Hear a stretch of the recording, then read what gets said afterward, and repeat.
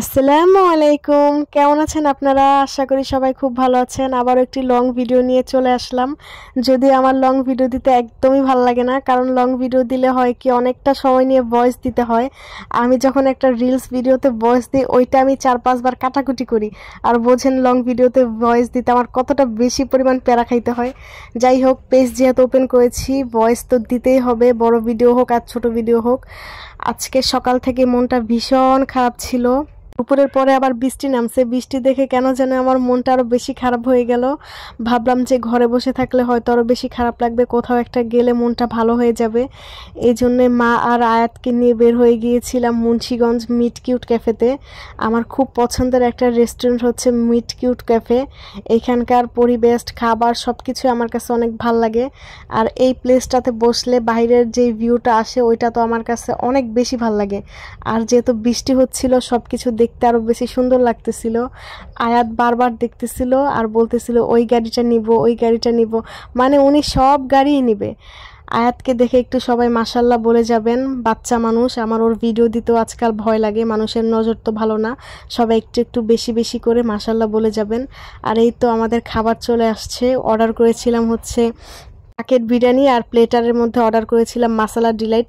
বুঝলাম না ওনারা আমাকে মাসালা ডিলাইট না দিয়ে এটা অন্য একটা প্লেটার দিছে। যাই হোক, এটাও মজা ছিল। আর বিরিয়ানিটাও আম্মুর জন্য নিয়েছিলাম, ওইখান থেকে আমি একটু ট্রাই করে দেখতেছিলাম। আমার কাছে তো অনেক বেশি ভালো লাগছে, যদিও এই দুইটা খাবারই আমার অনেকবার ট্রাই করা হয়েছিল আগে, এই জন্য এই দুইটাই নিয়েছি। ওনাদের খাবারগুলো কিন্তু অনেক ভালো, আর দাম তেমন একটা বেশি না। অন্য অন্য রেস্টুরেন্টের থেকে মিট কিউটের খাবার দামও কম, আর হচ্ছে খাবার টেস্টও অনেক বেশি ভালো। আয়া তো খুব মজা করে খাইছিল।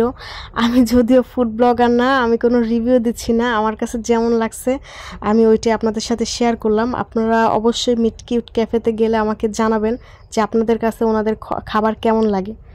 এই তো আয়াত বসে বসে খাচ্ছিল, আমি যখন ভিডিও করতেছিলাম ওইখানে আবার বলতেছিল আন্নু আমাকেও নাও, আমাকেও নাও। ও যে কি পরিমাণ দুষ্টামি করছে, কি পরিমাণ যে জ্বালাইছে।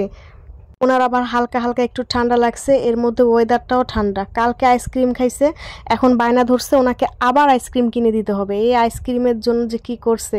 আর এই যে মুন্সিগঞ্জের বিখ্যাত চেয়ার, মুন্সিগঞ্জের মানুষ বলে যে এই চেয়ারে বসে নাকি মুন্সিগঞ্জের এমন কোনো মানুষ পাওয়া যাবে না যার ছবি নেই। কথা কিন্তু কিছুটা হলেও সত্য, কারণ মুন্সিগঞ্জের সবাই প্রায় এখানে ছবি তুলে। একদম চেয়ারটার অবস্থাও খুব বেশি খারাপ করে ফেলছে, এখানে ওনাদের একটু নজর দেওয়া দরকার। এই তো আয়াত আম্মুর সাথে বসে বসে একটু দুষ্টামি করতেছিল আর বলতেছিল আমার জন্য কি অর্ডার করছো। সব মিলে আজকের দিনটা আমার কাছে অনেক ভাল লাগছে। যদিও বের হইতে পারছি দেখে ভাল লাগছে, ঘরে বসে থাকলে মনটা খারাপই থাকতো। তারপরে এই তো সন্ধ্যা হয়ে গেছে, বাড়ি চলে আসলাম। সবাই কেমন